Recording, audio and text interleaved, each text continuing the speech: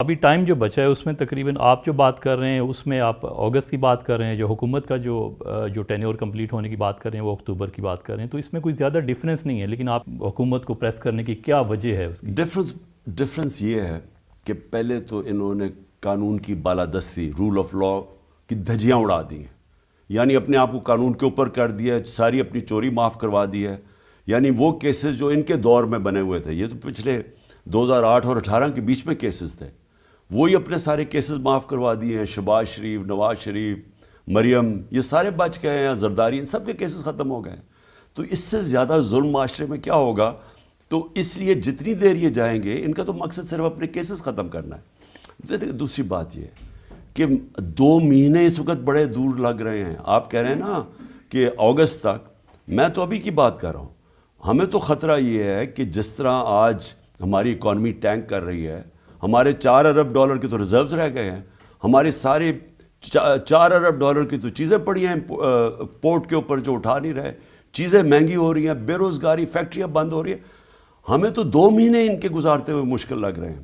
میری اپنی پیشن گوئی یہ ہے کہ جو بھی ہو جائے، یہ اب گورنمنٹ مجبور ہو جائے گی الیکشن کروانے کے لیے اپریل میں.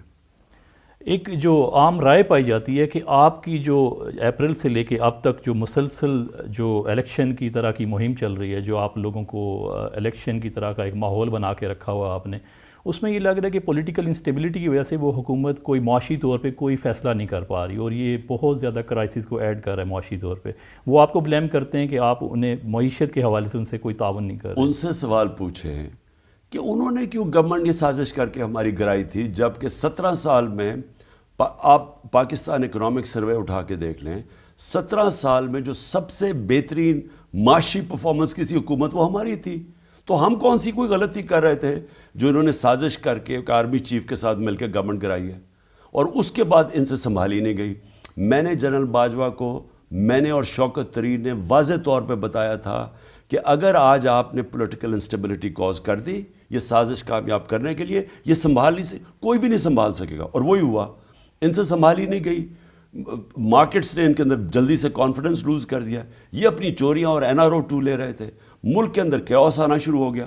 تو آج ذرا بزنس مین سے تو پوچھیں کہ یہ کیا ہماری وجہ سے ہوا ہے، یا انہوں نے آتے ساتھ ہی مارکیٹس کو یہ ایک اندازہ ہوا کہ ان کے پاس تو روڈ میپ ہی کوئی نہیں ہے. روڈ میپ تو NRO 2 تھا، تو انہوں نے آ کے جو کیا ملک کے ساتھ.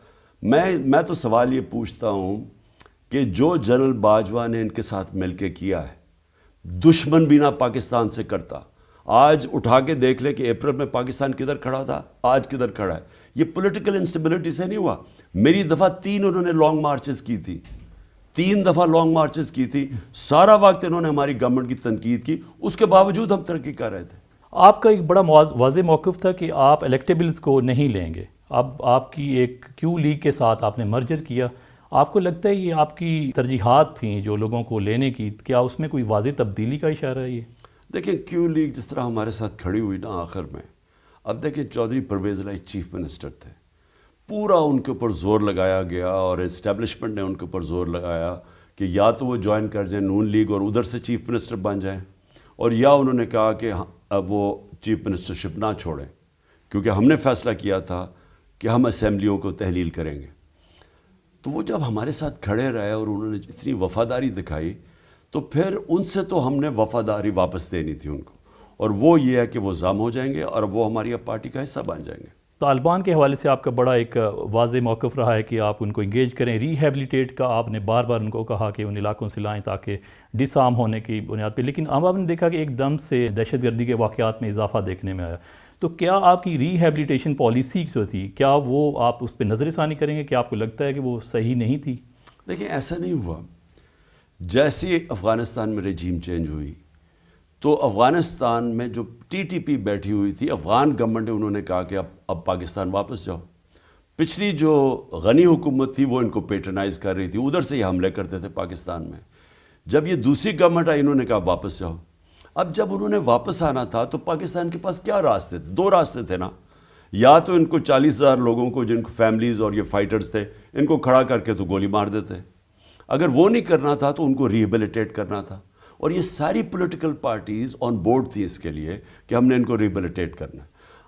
اور ریہیبلیٹیٹ کیا ہی نہیں.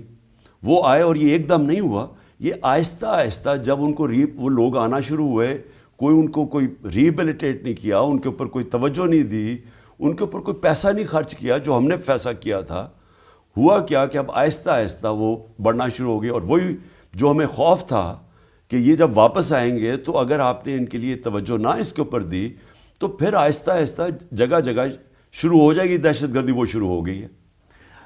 آپ کی نئے جو آرمی چیف ہیں ان کے ساتھ کسی قسم کا آپ کے روابط قائم ہوئے ہیں؟ آپ کے صدر عارف علوی کے ذریعے کوئی آپ نے رابطہ قائم کیا ہے؟ کوئی آپ کی کوئی نئی ورکنگ ریلیشن شپ کیا ہوگی آرمی کے ساتھ؟